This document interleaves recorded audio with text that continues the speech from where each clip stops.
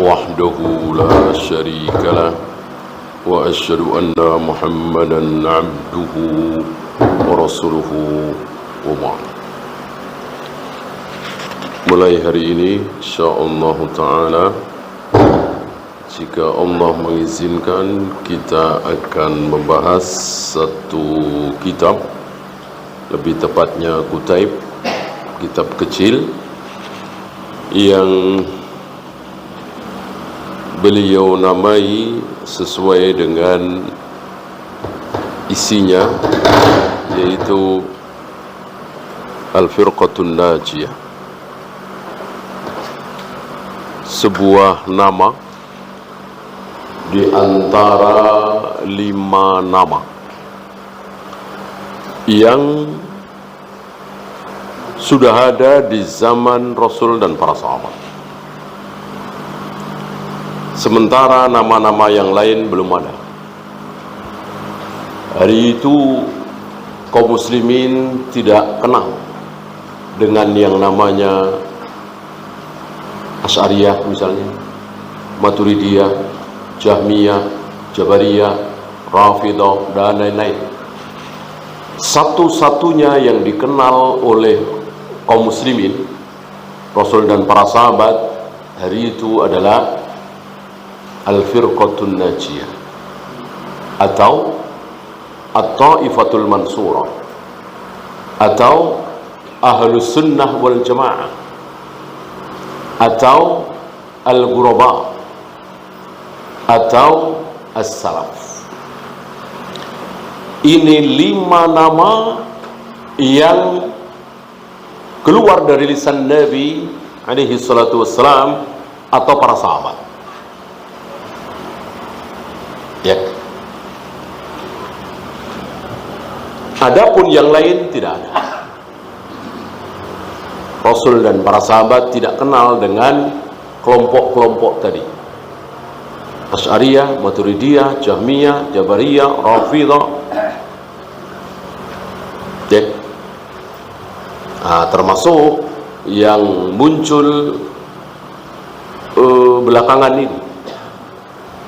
Ada Ikhwanul Muslimin, ada Hizbut Tahrir, ada Jama'atut Tabligh, ada Hizbullah, ada Hizbul Watan, banyak sekali. Ya. Ini nama-nama yang tidak dikenal oleh Rasul dan para sahabat. Dan para ulama tidak suka. Ini walaupun nama ya, walaupun sekedar nama, para ulama tidak suka. Walaupun sekedar nama. Kalau nama itu tidak dikenal oleh Rasul dan para sahabat, para ulama tidak suka. Sebagian mengharamkan, walaupun sekedar nama. Artinya, akidahnya persis seperti akidah Rasul dan para sahabat. Tauhidnya persis seperti tauhid Rasul dan para sahabat. Ya rububiyah, ya uluhiyah, ya asma wa sifat. Salatnya persis seperti cara Rasul dan para sahabat. Cara berdagangnya, munakahahnya, bisnisnya persis seperti Rasul dan para sahabat, tapi mereka bikin kelompok. Misalnya Ikatan Kaum Muslimin Indonesia Raya misalnya. Para ulama nggak suka. Walaupun personel-personel di dalam Ikatan Kaum Muslimin Indonesia Raya ini akidahnya, manhajnya, tauhidnya persis seperti Rasul dan para sahabat, para ulama nggak suka. Kenapa? Karena nama itu tidak keluar dari lisan Nabi alaihi salatu wassalam atau para sahabat.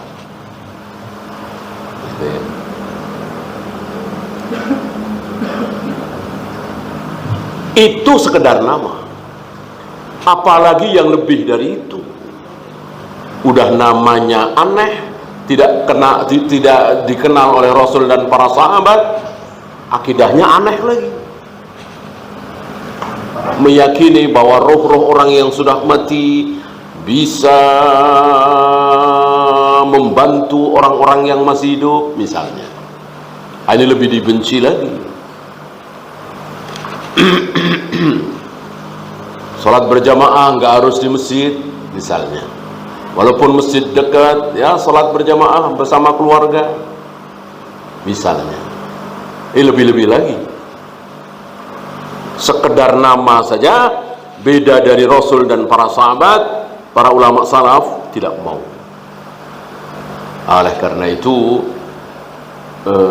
kita jangan bikin-bikin, ya. Kaum muslimin hari ini terpecah menjadi beberapa negara, itu sudah cukup. Jangan dipecah-pecah lagi. Itu kan bukan yang terbaik, kan? Adanya negara Islam Mesir, negara Islam Yaman, negara Islam Indonesia, negara Islam Malaysia, negara Islam Brunei, negara Islam Saudi, itu kan bukan yang terbaik. Yang terbaik apa? Yang terbaik apa? Yang terbaik Mesir itu cuman provinsi, Saudi itu provinsi, Indonesia itu provinsi, Malaysia provinsi, Brunei provinsi, semuanya di bawah satu kekhalifahan. Itu yang terbaik. Dan itu pernah terjadi selama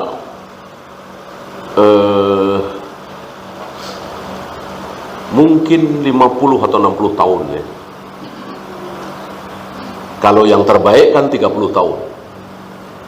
Sabda Nabi alaihi salatu wassalam bahwa kekhalifahan yang akan berjalan setelah aku meninggal adalah 30 tahun. Dan betul, dari Abu Bakar dibaiat 2 atau 3 hari setelah Nabi wafat sampai terbunuhnya Ali bin Abi Thalib pas 30 tahun. Maka sepakat para ulama bahwa Al-Khulafa Ar-Rasyidin Al-Mahdiyyin itu cuma ada 4. Siapa aja? Abu Bakar, Umar, Utsman, Ali. Adapun satu lagi, kan ada pendapat satu lagi. Siapa? Jadi Al-Khulafa Ar-Rasyidin Al-Mahdiyyin itu ada 5 katanya. Yang 4 tadi tambah 1. Siapa satu lagi? Umar bin Abdul Aziz. Ini kaum muslimin tidak sepakat, para ulama tidak sepakat. Apakah Al-Khulafa Ar-Rasyidin Al-Mahdiyyin itu ada 5? Umar bin Abdul Aziz masuk ke situ. Ini para ulama tidak sepakat. Yang sepakat 4 tadi. Ya. Nah, setelah terjadi beberapa puluh tahun, akhirnya menjadi 2 kekhalifahan. Satu di barat, satu di timur. Terkenal dalam sejarah dinasti Umayyah dan dinasti Abbasiyah. 2. Negeri Islam cuman ada 2. Yang lainnya provinsi semua. Provinsi Mesir, provinsi Irak, provinsi Yaman, dan seterusnya.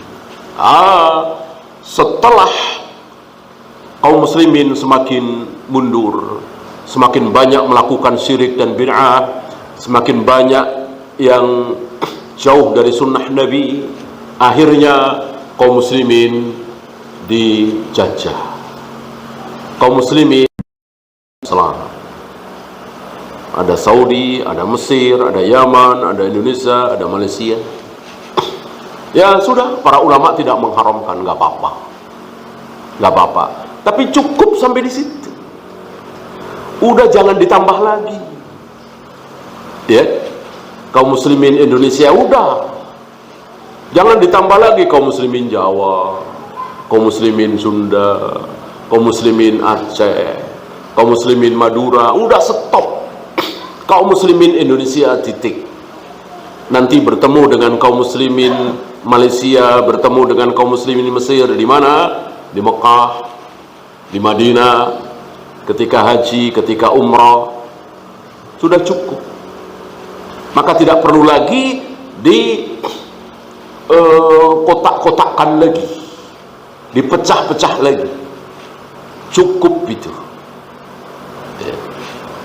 Maka jangan kita menamakan majelis taklim kita dengan pecah-pecah seperti itu. Ya. Majelis taklim Nurul Yakin, majelis taklim Habibur Rahman, enggak perlu. Ya, nanti jadi pecah-pecah lagi. Kecuali untuk memudahkan penamaan. Ya. Misalnya majelis Ahad Duha untuk memudahkan, atau majelis taklim Riyadhus Shalihin, karena memang yang kitab yang dibahas Riyadhus Shalihin ini untuk memudahkan, bukan kemudian menjadi nama. Ya. Sampai di sini entah berapa juta kaum muslimin saudara-saudara kita terfitnah, yaitu dengan cara membuat kelompok-kelompok itu. Ya, kelompok ini, kelompok itu, kelompok ini, kelompok itu. Biasanya apa? Biasanya kullu hisbin bima ladaihim farihun.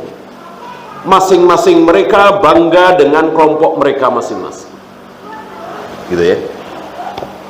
Saya punya majelis Nurul Yakin, antum punya majelis Nurul Mustafa misalnya. Seolah bersaing. Ini tidak bagus. Nah, kembali kepada nama yang hak ini, Al-Firqatun Najiyah, bukan nama karangan manusia. Nanti akan dibawakan oleh beliau hadis-hadisnya. Kenapa muncul nama Al-Firqatun Najiyah? Sesuai dengan keadaannya, bahwa kelompok ini selalu ditolong oleh Allah. Selamat. La yadurruhum man khadalahu. Tidak akan memudaratkan kalian siapapun yang membenci kalian. Jadi ahlu sunnah salafi tidak dimudaratkan oleh Syiah, tidak dimudaratkan oleh Jahmiyah, tidak dimudaratkan oleh Asy'ariyah, Maturidiyah, dan seterusnya. Sampai di sini barangkali muncul kemuskilan. Tidak dimudaratkan gimana? Bukankah Imam Ahmad sampai di penjara 30 bulan, disiksa? Kan dimudaratkan, disiksa, didolimi.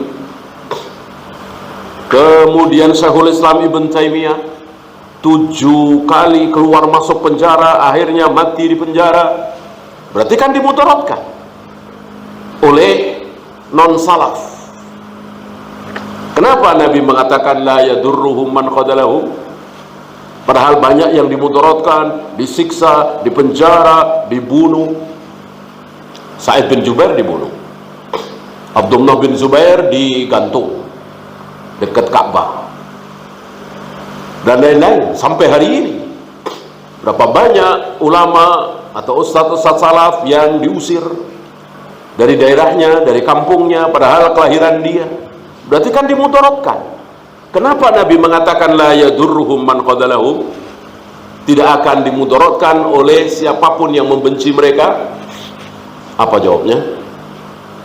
Apa jawabnya? Secara hujjah, secara dalil, secara argumen, bukan secara fisik. Kalau fisik, senjata dan seterusnya, iya, dikalahkan, diusir, dicaci, dimaki, dihujat, bahkan dibunuh. Tapi secara dalil tidak bisa. Ya, kalau masalah fisik, jangankan ustadz, kiai, ulama salaf, Nabi dibunuh. Ada nggak Nabi yang dibunuh? Ada. Al-Quran yang menjadi saksi. Falima taqtulunal anbiya'a bighairi haqq. Kalian telah membunuh para nabi, para rasul tanpa alasan yang hak. Siapa? Yahudi Bani Israel. Kalau secara fisik, iya, dicaci, dimaki, dihujat, diusir, dibunuh. Yang tidak bisa dimudaratkan adalah hujjah, argumen, dalil, maka sepanjang zaman 1000 tahun lebih tidak ada ulama salaf yang hujahnya kalah oleh Jahmiyah. Tidak ada ulama salaf yang hujahnya kalah oleh Asy'ariyah, Maturidiyah, Rafidhah, enggak ada. Yang ada sebaliknya. Yang ada sebaliknya. Mereka kalah hujah dengan kaum salaf. Mereka rujuk, mereka kembali kepada kebenaran salaf. Masih ingat Abu Thawr dan Husain Al-Qarabisi? Masih barangkali ya.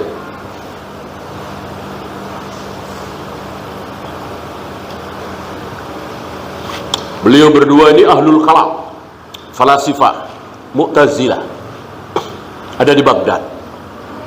Dan di Baghdad hari itu, ini ucapan Imam Ahmad ya, ucapan Ahmad bin Hanbal, kami para pelajar hadis yang belajar hadis, meyakini hadis, ahlu sunnah, diolok-olok oleh orang-orang Mu'tazilah, ahlul kalam. Karena orang-orang Mu'tazilah, ahlul kalam mengandalkan akalnya, retorika, logika. Sementara pelajar hadis sami'na wa ata'na terhadap qala Allah wa qala Rasul. Allah mengatakan, aku menciptakan Adam dengan kedua tanganku, sami'na wa ata'na. Aku turun ke langit dunia setiap sepertiga malam, sami'na wa ata'na. Aku akan menggulung langit dengan tangan kananku, sami'na wa ata'na. Beda dengan orang Mu'tazilah ini. Berbicara dengan akalnya, dengan logikanya, ra'yunya. Kalau Allah turun ke langit dunia setiap sepertiga malam, berarti arsy Allah kosong. Berarti Allah sibuk naik turun. Karena sepertiga malam itu ada di mana-mana. Hampir setiap saat seperti saat ini, adakah negeri yang sedang sepertiga malam? Tentu ada. Entah negeri mana. Dan seterusnya. Maka diledek. Para pelajar hadis yang meyakini hal yang gaib, qala Allah wa qala Rasul, apa adanya, sami'na wa ata'na, diledek oleh orang-orang Mu'tazilah, salah satunya Abu Thawr dan Husain Al-Qarabisi. Dan salah satu ucapan Imam Ahmad yang memang tinggal di Baghdad mengatakan seperti itu. Kami para pelajar hadis yang beriman dengan sabda-sabda Nabi dicemooh, diledek, dihina oleh Mu'tazilah ahlul kalam sebelum kedatangan Imam Syafi'i. Setelah kedatangan Imam Syafi'i, keadaan berbeda. Beberapa hari Imam Syafi'i datang ke Baghdad. Tentu semua orang tahu siapa beliau. Ahlul hadis, hafal ratusan ribu hadis, bahkan hampir 1 juta, bahkan mungkin lebih.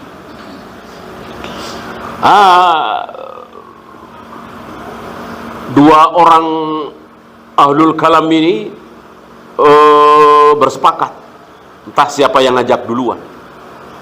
Katanya telah datang ke Baghdad ini ahlul hadis, mari kita datangi, mari kita olok-olok. Karena hobi mereka mengolok-olok ahlul hadis, ya mirip-mirip hari ini. Mereka akan ngolok-ngolok kita yang meyakini bahwa Ar-Rahmanu 'alal arsy istawa. Kita yakin betul bahwa malaikat maut pernah ditampar pipinya oleh Nabi Musa alaihi salatu wassalam. Ini sabda Nabi, kita sami'na wa ata'na. Nah, ahlul kalam ini nggak mau terima. Pakai akalnya, mosok sih. Mosok malaikat maut ditampar pipinya sampai matanya mencelat. Ya. Ini sahih. Termasuk Nabi Muhammad alaihi salatu wassalam naik turun ketika Isra Mi'raj. Sebentar ketemu Nabi Musa, sebentar menghadap Allah lagi. Dari 50, kemudian 40, kemudian 30, kemudian 20, kemudian 10, kemudian terakhir 5 waktu. Dan seterusnya, mereka menganggap ini aneh. Walaupun itu sabda Nabi alaihi salatu wassalam. Beda dengan ahlu sunnah. Seaneh apapun, kalau itu sabda Nabi, nggak mungkin salah, nggak mungkin lucu, nggak mungkin keliru, nggak mungkin omong kosong. Pasti benar adanya. Itulah ahlu sunnah. Nah, mungkin mirip-mirip di kita.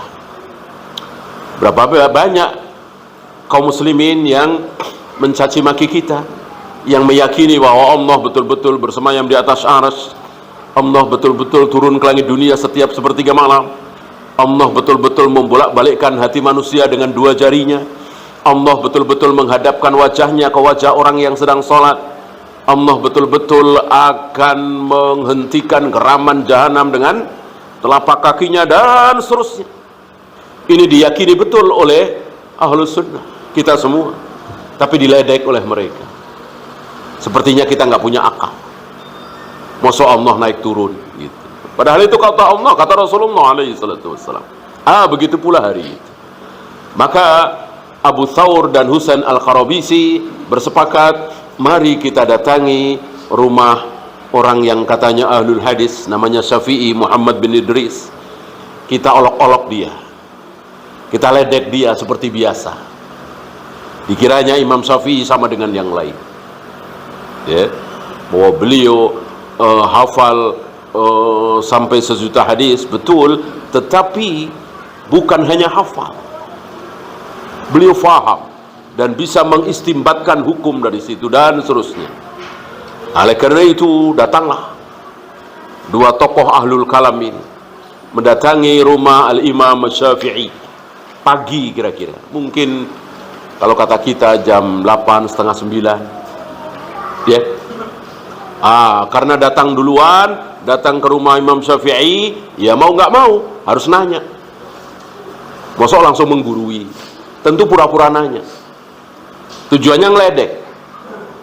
Tanya dijawab, ditanya dijawab, tanya dijawab, tanya dijawab, terus berhenti duhur, mungkin makan siang, ya. Habis sholat duhur, habis makan, teruskan lagi, ya, istirahat sholat asar, teruskan lagi, istirahat sholat maghrib, teruskan lagi sampai habis isya, sampai gelap, ya.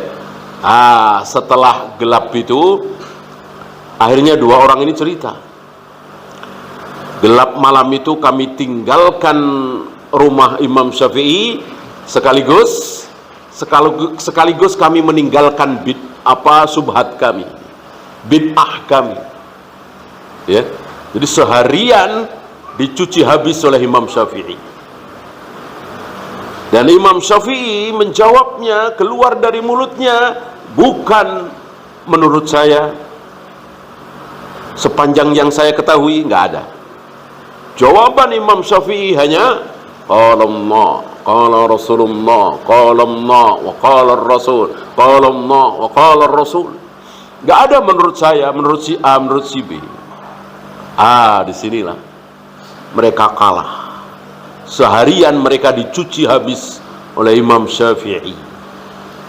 Ini contoh di antara ratusan contoh, mungkin ribuan contoh, bagaimana manhaj salaf tidak dimudaratkan oleh yang non salaf. Sampai kepada anak-anak pelajar mungkin baru lulus, bahkan mungkin masih semester 4, semester 5, tapi karena belajar manhaj bisa mengalahkan profesor doktor, ya. Kenapa? Karena sesuai dengan apa yang disabdakan oleh Nabi alaihi salatu wassalam, la yadurruhum man khadalahum. Saya pernah ketemu marbot masjid, antum tahu ya, paling lulusan SMP atau SD. Nah, di masjid itu dia sudah belajar sunnah, dia belajar manhaj salaf. Walaupun tentu dia tidak hafal ratusan hadis, mungkin puluhan juga nggak hafal, tapi dia faham. Dia faham manhaj salaf, bahwa kebenaran adalah dengan mengikuti Rasul dan para sahabat. Di luar itu bisa benar, bisa salah. Yang pasti benar adalah apa yang datang dari Allah dan Rasulnya, yang diamalkan oleh para sahabat ridwanullah alaihim jami'ah. Lah, sekali waktu di masjid tersebut berkhutbah Jumat. Siapa? Profesor doktor. Profesor doktor yang bukan salaf. Kalau tidak salah, dia membahas tentang maulid atau apa. Intinya dia menebarkan subhat, mengeluarkan subhat dari khutbahnya. Apa kata si marbot setelah Jumatan itu? Cerita khotib tadi, profesor doktor tadi, ngomongnya ngaco, ngawur, ya. Padahal seorang marbot bisa menilai dan menyalahkan profesor doktor. Kenapa? Manhaj, ya. Manhaj nggak kenal jenius, nggak kenal profesor doktor, nggak kenal cum laude. Manhaj adalah pemahaman, anugerah dari Allah. Berapa banyak marbot mungkin cuma lulusan SD, tapi dia faham manhaj. Sementara profesor doktor nggak paham. Saya nggak habis pikir, kenapa ada yang menolak acara maulid? Bukankah itu baik dalam rangka cinta kepada Nabi alaihi salatu wassalam? Isinya juga baik, ada zikir, ada wirid, ada baca Al-Quran, bukan dangdutan, bukan karaokean. Kenapa dilarang? Saya nggak paham. Lihat, profesor doktor, dia nggak paham. Sementara si marbot ini paham.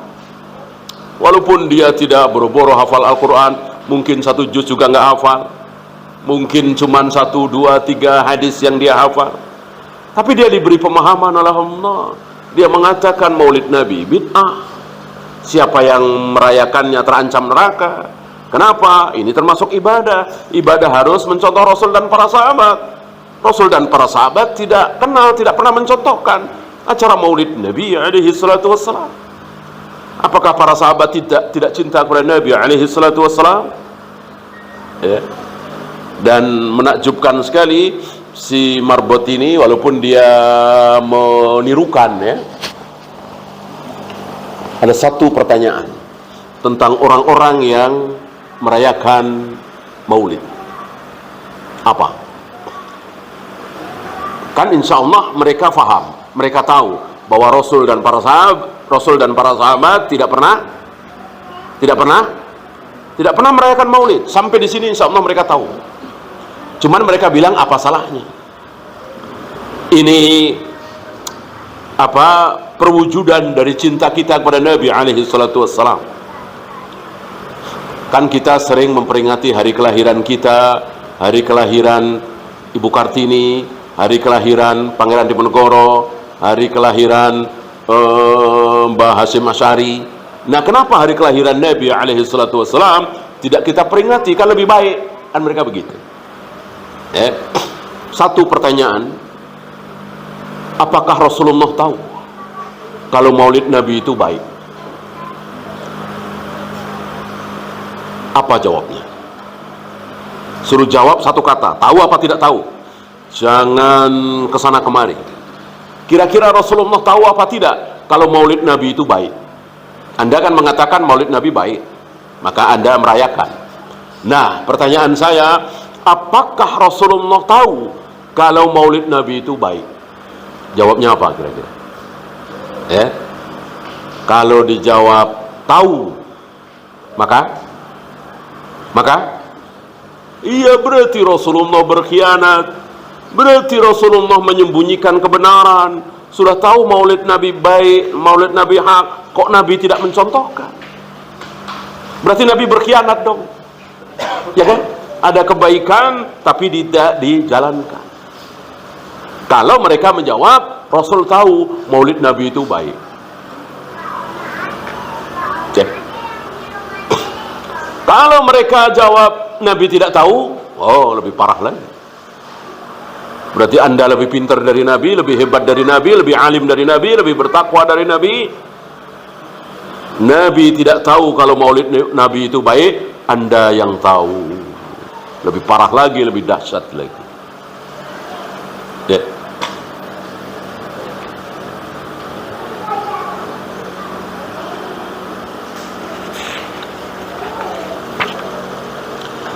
Ya, sebagaimana kitab lain, kitab ini diawali dengan Bismillahirrahmanirrahim. Bismillahirrahmanirrahim. mengamalkan sabda Nabi alaihi salatu wassalam, kullu amrin dhibalin la yubda'u fihi bi bismillah fa huwa abtar, wa fi riwayatin fa huwa abtar. Sebuah kebaikan yang tidak diawali dengan bismillahirrahmanirrahim maka akan terputus, maka akan terpotong, maka akan berkurang banyak keberkahannya. Maka kebaikan apapun yang kita lakukan awali dengan bismillahirrahmanirrahim, boleh juga dengan bismillah. Adapun yang dicontohkan oleh Nabi dengan bismillah, bolehkah kita tambah dengan ar-Rahman ar-Rahim? Tidak boleh. Tidak boleh. Apa misal? Makan, minum, wudu. 3 perbuatan ini Nabi mengawali tidak dengan bismillahirrahmanirrahim, tapi cukup dengan bismillah. Ya. Bahkan untuk wudu ada perintah khusus, tawaddu'u bi bismillah. Berwudulah kalian dengan ucapan bismillah.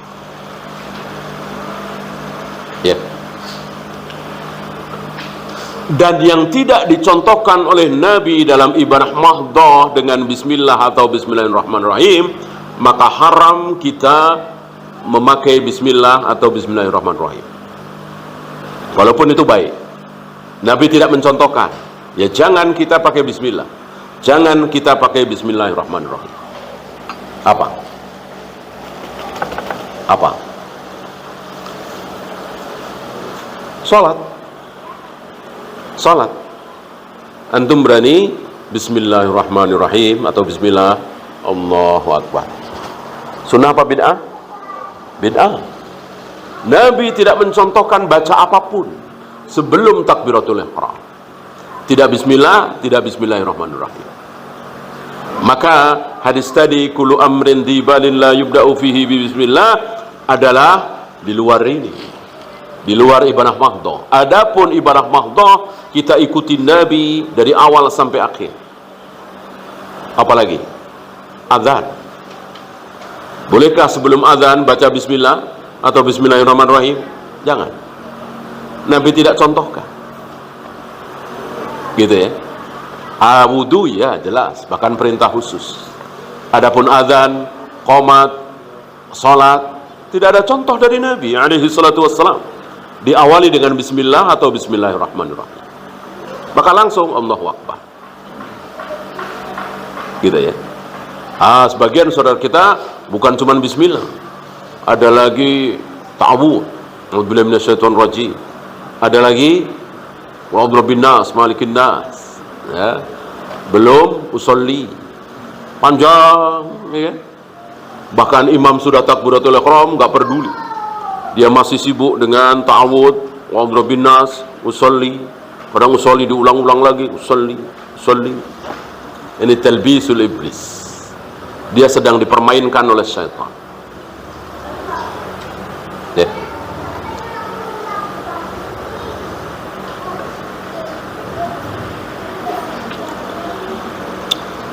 Apa yang kita disunahkan bismillah atau lebih baik bismillahirrahmanirrahim, apa yang tidak dicontohkan oleh Nabi dan itu sebuah kebaikan, maksudnya halal. Tanda tangan, hidupin mesin, nyalain komputer, nyelah motor. Ini kan nggak pernah dicontohkan oleh Nabi alaihi salatu wassalam dan itu halal. Maka bismillah, silakan bismillahirrahmanirrahim lebih baik. Itu yang dimaksud sabda beliau. Setiap zibalin yang dimaksud ada kebaikan, tidak haram, tidak diawali dengan bismillah, maka berkurang banyak keberkahannya. Bukan sholat, bukan azan, ya. Setelah itu seperti biasa beliau awali dengan khutbatul hajah, innal hamdalillah nahmaduhu wa nasta'inuhu dan seterusnya. Kemudian setelah amma ba'du ini bukan kebiasaan orang Arab, bukan kebiasaan dalam pidato, tapi sunnah. Dan Nabi yang mengawali. Seandainya bukan beliau yang mengawali, tapi beliau melakukan, tetap sunnah. Ya. Jadi antum jangan mengira bahwa sunnah itu pasti beliau yang mengawali. Tidak. Tidak. Mengutamakan yang kanan, memberikan sesuatu yang kanan dulu. Yang mengawali siapa? Rasulullah apa Abu Jahal Abu Lahab? Abu Jahal Abu Lahab, kafir Quraisy. Orang-orang Quraisy itu yang pertama kali mengawali. Jadi kalau misalnya saya ketemu dengan 4 orang, A, B, C, D, A, B, C, D, D-nya yang paling kanan. Nah, ketemu, saya salaman dari D dulu, yang paling kanan dari saya, kemudian C, kemudian B, baru terakhir A. Sunnahnya seperti itu. Nah, ini dia yang mengawali Abu Jahal Abu Lahab. Termasuk memberi makan. Ya. Misalnya saya bawa makanan. Saya bawa makanan 2 porsi. Di depan saya 2 orang. Satu sebelah kiri saya, satu sebelah kanan saya. Maka secara sunnah berikan yang kanan dulu. Yang kanan dari saya, baru yang kiri. Barangkali ini sunnah yang mungkin sudah mulai ditinggalkan oleh kaum muslimin. Ya. Siapa yang mengawali? Kafir Quraisy. Kafir Quraisy kebiasaan seperti itu. Nah, satu ketika Rasulullah punya makanan. Sebelah kanan beliau Ibnu Abbas, anak kecil. Ibnu Abbas kan masih kecil waktu itu ya. Ibnu Abbas itu kira-kira umurnya 10 tahun ketika Nabi wafat. Mungkin waktu itu 9 tahun atau 8 tahun. Sebelah kiri beliau orang tua. Di beberapa riwayat disebut Abu Bakar. Umar melihat dari kejauhan. Nabi punya makanan, kebiasaan Nabi ketika punya makanan pasti membagi. Umar mengatakan dari kejauhan, sepertinya Rasulullah akan menyelisihi kebiasaan Arab Jahiliyah. Arab Jahiliyah kalau punya apa-apa mendahulukan yang kanan. Pasti ini Rasulullah yang kiri dulu. Akan menyelisihi Arab Jahiliyah. Ternyata dugaan Umar meleset, salah. Ternyata Nabi mendahulukan yang kanan. Walaupun yang kanan beliau itu anak kecil, yaitu Ibnu Abbas. Ya. Bahkan di lain dikatakan Nabi minta izin. Ya gulam, wahai bocah, wahai Ibnu Abbas, sebetulnya yang berhak adalah engkau duluan. Tapi berhubung sebelah kiriku jauh lebih tua dari engkau, apakah engkau izinkan kalau aku berikan dulu sebelah kiriku? Izinkan apa tidak? Ibnu Abbas mengatakan tidak aku izinkan. Itu hakku. Aku ingin dinomorsatukan oleh engkau secara benar, secara sunnah. Maka Nabi memberikan ke Ibnu Abbas dulu karena sebelah kanan beliau, walaupun masih kecil. Ya. Dan jadi apa ini sunnah? Walaupun sekali lagi yang mengawali sunnah ini adalah jahiliyah. Bahkan Yahudi dan Nasrani. Walaupun itu yang mengawali, apa? Siapa yang mengawali sunnah itu? Yahudi duluan, sebelum Rasul dan para sahabat melakukan. Apa? Puasa Asyura. Puasa Asyura. Ketika Nabi hijrah ke Madinah, melihat orang-orang Yahudi berpuasa Asyura 10 Muharram.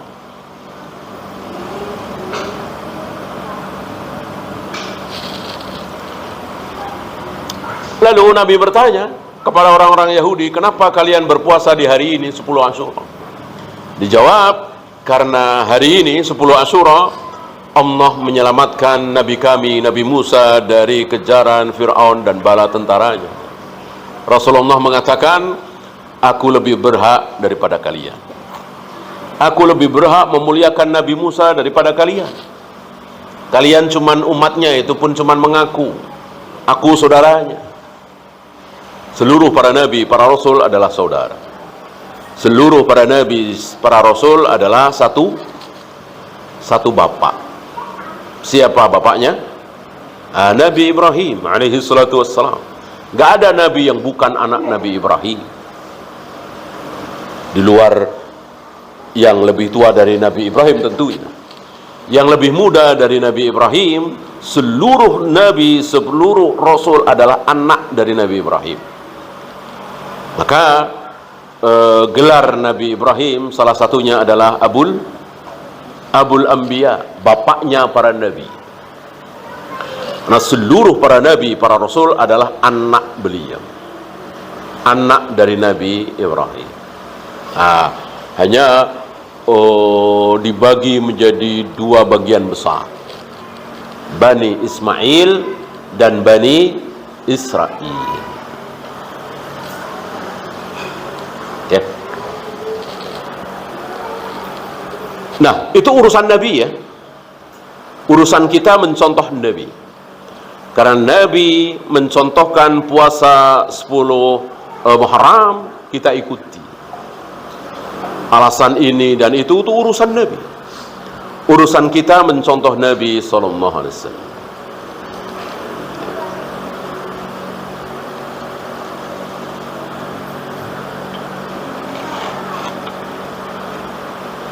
Jadi jangan sampai ada anggapan bahwa sunnah Nabi itu pasti Rasulullah yang pertama kali melakukan. Jangan. Sunnah Nabi itu adalah yang pernah dilakukan oleh Rasul dan para sahabat. Itu betul. Tapi kalau menyimpulkan Rasul pasti yang pertama kali, tidak betul. Bahkan beliau mengatakan, aku bukan wa ma kuntu bid'am minar rusul. Aku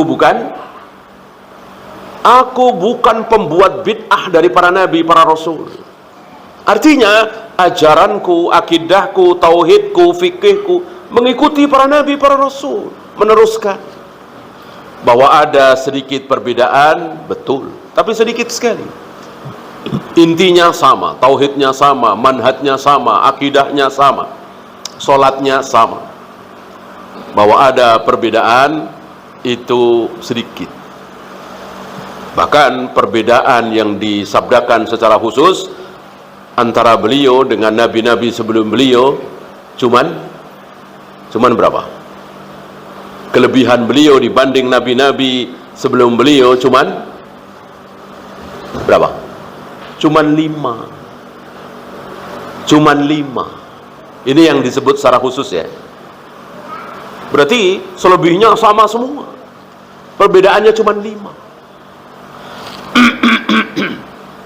Maka jangan pernah mengatakan bahwa ajaran Islam ini ajaran baru. Ajaran Islam ini baru muncul ketika Rasulullah lahir jadi nabi. Enggak.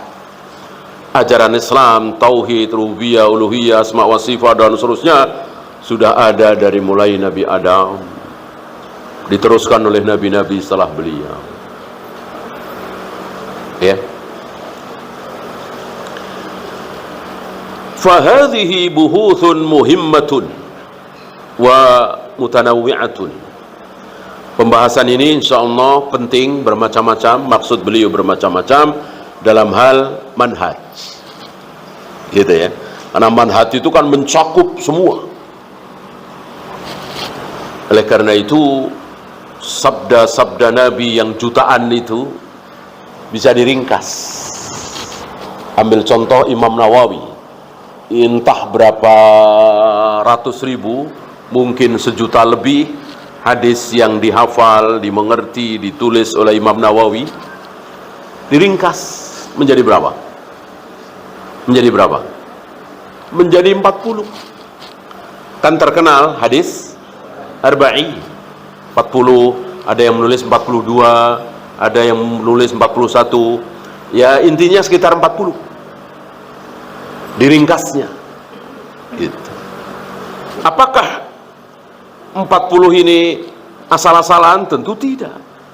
Kalau asal 40, nggak usah Imam Nawawi, kita juga bisa. Iya kan? Sahih Bukhari 7.000-an hadis. Antum mau ringkas jadi berapa? Jadi 30 hadis. Asal-asalan, ya siapapun bisa. Ambil aja 30. Ya tentu tidak seperti itu. Yang mewakili. Hadis yang mewakili. Hadis yang mewakili tentang akidah, tentang manhaj. Gitu. Oleh karena itu, antum bisa baca di dalam hadis arba'in, luar biasa, mewakili. Bisa menjawab ratusan pertanyaan. Ya. Ambil contoh kullu bid'atin dalalah, kullu dalalatin finnar. Ini satu hadis ini yang mungkin cuman satu baris bisa menjawab ratusan pertanyaan. Ya. Apa hukum merayakan Maulid Nabi? Ya, jawabnya itu. Kullu bid'atin dalalah, kullu dalalatin finnar. Apa hukumnya merayakan Isra Mi'raj? Jawabnya hadis itu. Apa hukumnya di masjid-masjid bikin sutroh pakai kayu? Nah, jawabnya itu. Apa hukumnya qiyamul lail berjamaah di luar bulan Ramadan? Diumumkan tempatnya, imamnya, tanggalnya. Ambil contoh malam 1 Januari, mari kita qiyamul lail berjamaah di Masjid Istiqlal, imamnya anu. Hukumnya apa? Jawabnya itu. Kullu bid'atin dalalah, kullu dalalatin finnar. Dan seterusnya. Satu jawaban, satu hadis. Ya. Berbeda dengan hadis yafirru syaitan minal baiti alladhi tuqra'u fihi suratul Baqarah. Setan-setan yang dimaksud jin akan lari dari rumah yang dibacakan surat Al-Baqarah. Hadis ini menjawab mungkin 2 pertanyaan, 3 pertanyaan, 4 pertanyaan.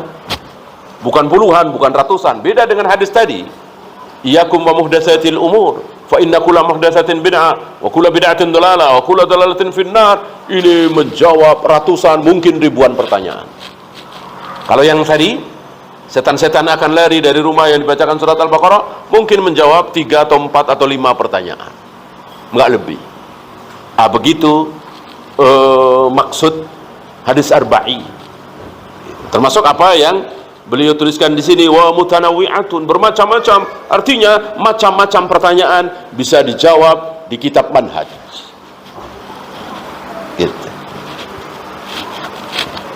Oleh karena itu hadis-hadis seperti ini, ayat-ayat seperti ini bisa menjadi kaidah.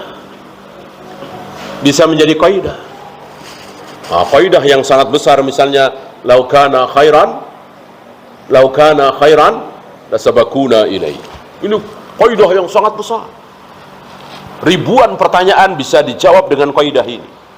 Lau kana khairan lasabakuna ilaih. Ya. Yang maulid, ya Isra Mi'raj, ya nuzulul Quran, ya Rajaban, ya qiyamul lail berjamaah tadi diumumkan bukan secara spontan, ya membikin sutroh-sutroh di dalam masjid. Jawabannya itu, lau kana khairan lasabakuna ilaihi. Kalau itu benar, baik, tentu sudah dilakukan oleh para sahabat. Luar biasa. Ya.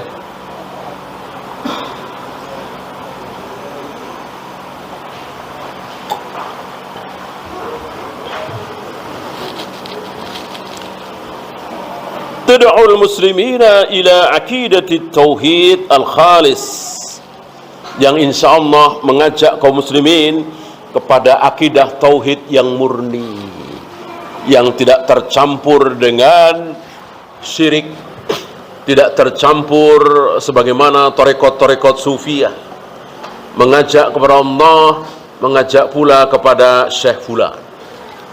Apakah tarekat-tarekat sufiyah itu tidak mengajak kepada Allah? Mengajak. Nggak mungkin enggak. Cuman bukan Allah doang. Bukan cuman Allah. Ya, Allah kita besarkan, Syekh Abdul Qadir Jailani juga kita besarkan. Allah kita sucikan, Rasulullah juga kita sucikan. Jadi ada saingan dari Allah itu. Itu hakikat syirik di situ. Hakikat syirik di situ. Maka yang akan diajak oleh beliau di kitab ini, tad'u al-muslimina ila aqidati tauhid al-khalis. Betul-betul murni, hanya Allah saja. Sebab kalau ada Allah dan ada yang lain, apa bedanya dengan Abu Jahal, Abu Lahab?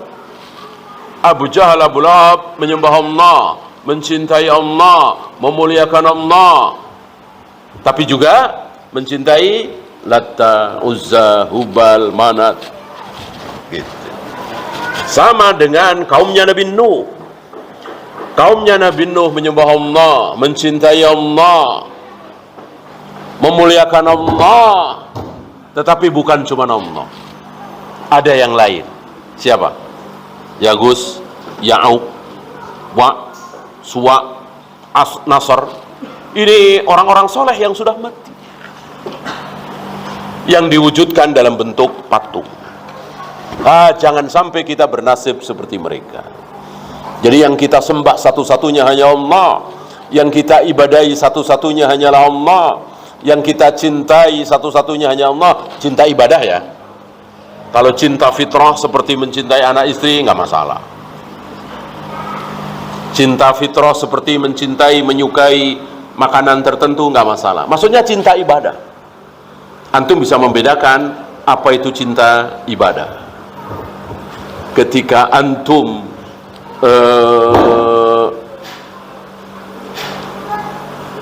duduk di depan Ka'bah, baru pertama kali umrah, selama umur 45 tahun, baru sekarang berada di depan Ka'bah. Setelah atau sambil tawaf misalnya, antum meneteskan air mata, antum menangis terharu, menangis bahagia. Ini insya Allah cinta kepada Allah, cinta ibadah kepada Allah. Nah, sekarang antum tidak ke Ka'bah, tapi antum ke kuburannya Syekh Maulana Malik Ibrahim misalnya, atau Sunan Kalijogo misalnya, kuburan keramat. Di situ antum meneteskan air mata. Ini air mata syirik. Ini air mata syirik. Ya. Ini cinta ibadah. Bolehkah? Tidak boleh. Ya. Kita meneteskan air mata itu ketika sholat, ketika tawaf, ketika baca Al-Quran, di Masjidil Haram, Masjid Nabawi, bukan di kuburan keramat. Ketika kita meneteskan air mata di kuburan keramat, terharu, bisa sampai sini, membesarkan kuburan itu, ini cinta ubudiyah. Bolehkah? Haram. Ya. Sementara kalau antum menyukai makanan tertentu, minuman tertentu, itu malah halal, karena bukan cinta ibadah. Termasuk mencintai seseorang, mencintai istri, mencintai anak, mencintai suami, ini bukan cinta ubudiyah. Paham ya? Wal ibtiadi 'ani syirki, dan mengajak kaum muslimin untuk menjauhi syirik sejauh-jauhnya. Alladzi intasharat madzahiruhu fi aktsaril biladil islamiyah, di mana kesyirikan ini sudah tersebar di negeri-negeri Islam. Antum tahu apa yang terjadi di tanah Jawa ini. Insyaallah antum juga tahu apa yang terjadi di Pakistan, di Bangladesh, di India. Sebagian kaum muslimin di India berbeda dengan kaum muslimin di Mekah, Madinah, artinya penduduk Mekah ya, asli penduduk Mekah, penduduk Madinah dan sekitarnya berbeda. Tidak ada kuburan yang dikunjungi secara rutin. Berbeda dengan di negeri kita. seolah mengunjungi kuburan itu sebuah kebaikan, ya, sebuah ibadah. Padahal kebaikan mengunjungi kuburan cuman ada berapa? Ada memang kebaikan mengunjungi kuburan. Kebaikannya ada berapa? Ada satu. Apa? Litudzakirul maut, agar kita ingat sadar bahwa kita akan mati seperti mereka. Itu doang. Adakah yang lain? Nggak ada. Kalau tujuan satu-satunya ziarah kubur adalah ingat mati, ngapain mesti ke Demak? Ngapain mesti ke Cirebon? Ngapain mesti ke Madura? Ngapain mesti ke Mekah, Madinah? Kalau yang didatangi kuburan. Ke Mekah tentu kita mau sholat ibadah di Masjidil Haram. Ke Madinah kita mau ibadah, mau sholat di Masjid Nabawi. Bukan ke kuburan. Tujuannya bukan kuburan. Ya, lihat. Di kiri kanan kita banyak kuburan. Kalau betul kita ingin ingat mati, ya sudah, kuburan terdekat. Ya. Mungkin kuburan anak kita, mungkin kuburan ibu kita, mungkin kuburan teman terdekat kita yang 3 hari yang lalu masih segar bugar. Kita datangi. Yang setelah kita datangi lalu kita sadar bahwa kita juga akan senasib seperti dia. Nggak disangka-sangka kita mati. Dengan demikian kita akan menambah amal, lebih banyak sedekah, akan lebih menjauhi maksiat. Gitu kan? Jika dalam kuburan ada kebaikan, terutama kuburan orang-orang soleh, maka apa? Maka seandainya kuburan orang-orang soleh itu mengandung berkah, mendatanginya akan mendapatkan pahala kebaikan dan seterusnya, maka berarti Rasulullah telah menutup berkah. Seandainya itu betul terjadi. Kenapa? Karena Rasulullah tidak pernah memberitahukan kepada para sahabat, wahai para sahabatku, catat, ingat-ingat bahwa kuburan Nabi Adam di sini, kuburan Nabi Musa sebelah sini, kuburan Nabi Harun sebelah sini, kuburan Nabi Ibrahim, Nabi Ismail sebelah sini. Enggak ada. Berarti Rasul dan para sahabat enggak tahu kuburan para nabi, para rasul itu ada di mana. Kenapa? Ya karena enggak ada apa-apanya. Yang ada apa-apanya adalah ajaran para nabi, para rasul. Adapun kuburannya enggak ada apa-apanya. Itu kuburan para nabi, para rasul, manusia-manusia paling soleh di muka bumi ini. Di negeri kita bukan nabi, malah jauh di bawah nabi. Yang sekedar ulama, sekedar ustadz, sekedar guru ngaji, lebih-lebih nggak ada apa-apanya. Ya, ini saya kira pemahaman yang sangat mudah. Mustahil Nabi alaihi salatu wassalam menutupi kebaikan bagi umatnya. Ya, satu-satunya kuburan yang diketahui, satu-satunya kuburan Nabi, ya, kuburan seorang Nabi, seorang Rasul yang ketahuan cuman kubur beliau, dan beliau sadar. Oleh karena itu sebelum beliau wafat, beliau memohon kepada Allah, Allahumma la taj'al qabri 'idan tu'bad. Ya Allah, jangan jadikan kuburanku kelak menjadi 'id. 'Id ada ya'idu 'idan, kan kembali berulang-ulang. Jadi Nabi tidak mau, tidak suka kuburannya dikunjungi berulang-ulang.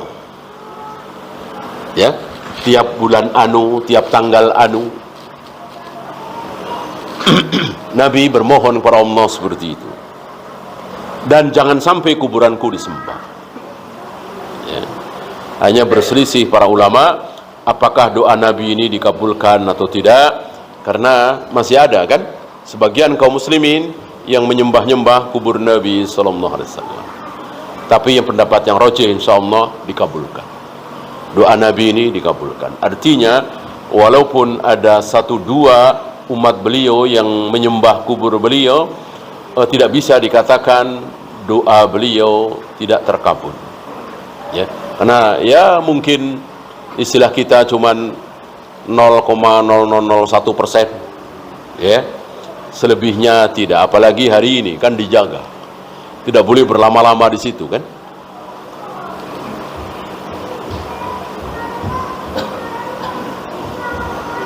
Dan tidak boleh masuk ke situ kecuali orang-orang tertentu, kepala negara misalnya, ya. Dan ada kisah menarik, Presiden Iran atau Perdana Menteri Iran kalau tidak salah dikasih kesempatan masuk, ya.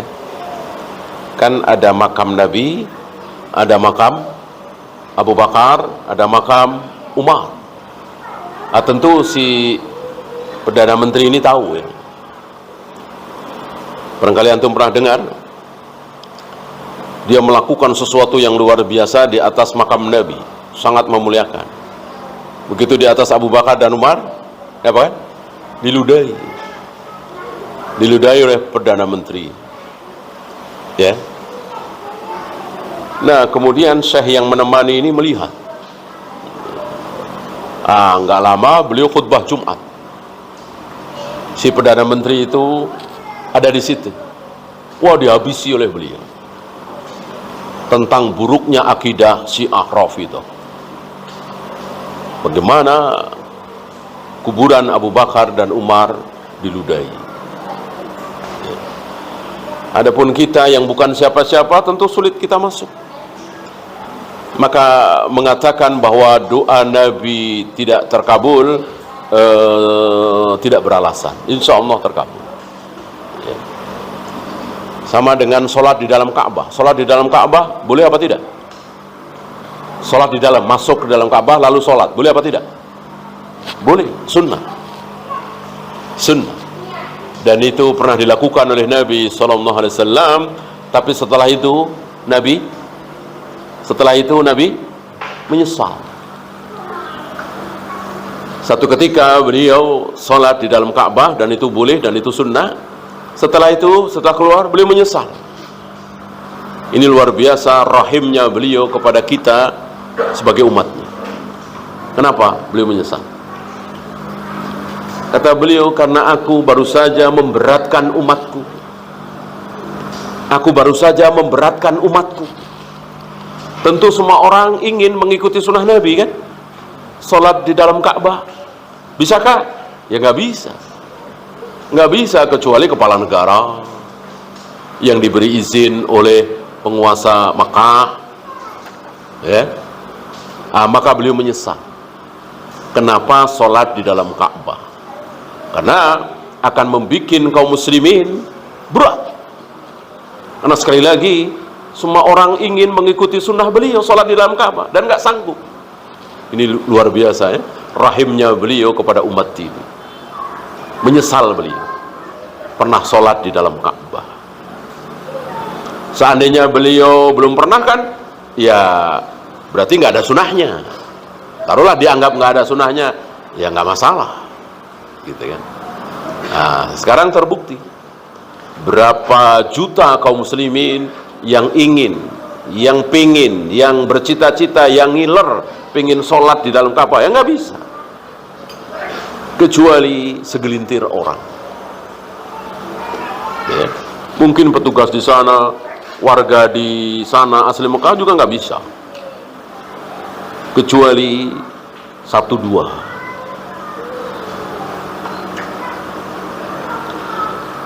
Wa huwa sababu halakil umamis sabiqah, dan ini yang menyebabkan umat-umat terdahulu binasa. Ini apa? Yang membuat umat-umat terdahulu binasa apa? Syirik. Syirik.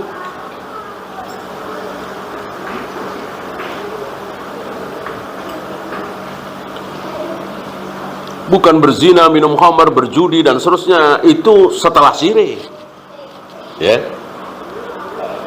Antum punya dalil bahwa umat Nabi Lut yang homoseks itu bertauhid? Nggak ada. Mereka syirik. Selain syirik, mereka melakukan homoseks itu. Intinya syiriknya. Maka tidak kita dapati atau sedikit sekali kita dapati orang ahli maksiat, berzina, minum khamr, berjudi, lalu bertauhid. Sulit ya. Yang ada sebaliknya, dengan dia bertauhid, menyembah Allah satu-satunya, rububiyahnya, uluhiyahnya, asma wa sifatnya, maka akidahnya, ibadahnya menjadi baik, akhlaknya menjadi baik. Begitu, diawali oleh kebaikan tauhid. Dan kita lihat hari ini, antum bisa saksikan pengajian-pengajian, majelis-majelis yang mengajarkan tauhid dengan yang mengajarkan fikih saja. Antum kan saksikan tuh di televisi, di radio, di pengajian-pengajian, gegap gempita. Tapi tidak mengajarkan tauhid yang benar. Yang diajarkan cuman akhlak, bagaimana berbagi kepada sesama, membantu pada sesama. Setelah itu kita lihat kehidupannya. Beda dengan yang belajar tauhid, betul-betul menghunjam. Ya.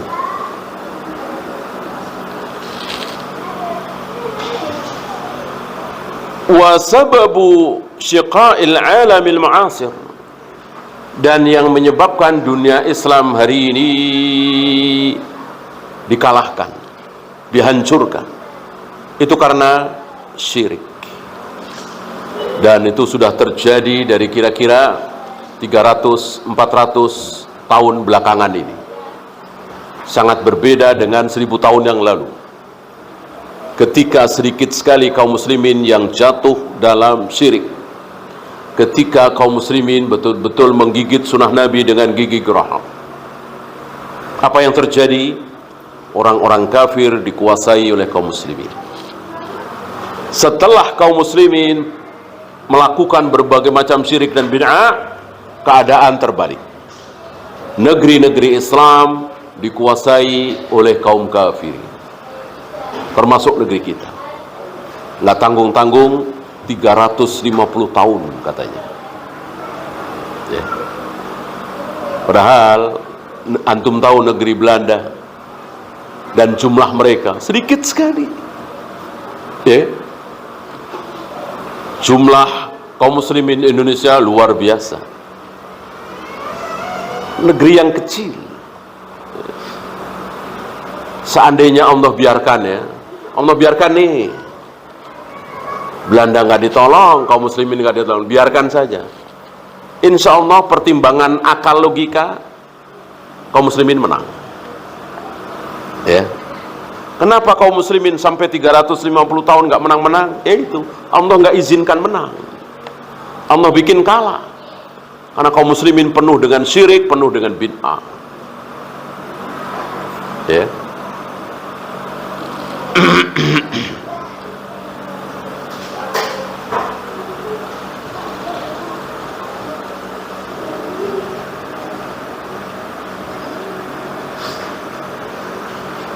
Berbagai macam musibah, banjir, tanah longsor, peperangan, fitnah melanda kaum muslimin. Semakin hari semakin dahsyat.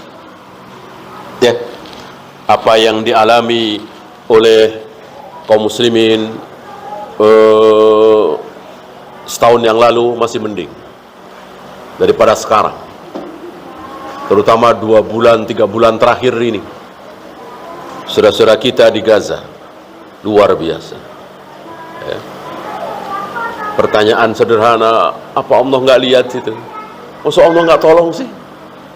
Anak-anak merengek, wanita tanpa daya dibombardir oleh Yahudi, masa Allah nggak tolong sih? Padahal mereka menyebut asma Allah, mereka jelek-jelek juga sholat, berwudu.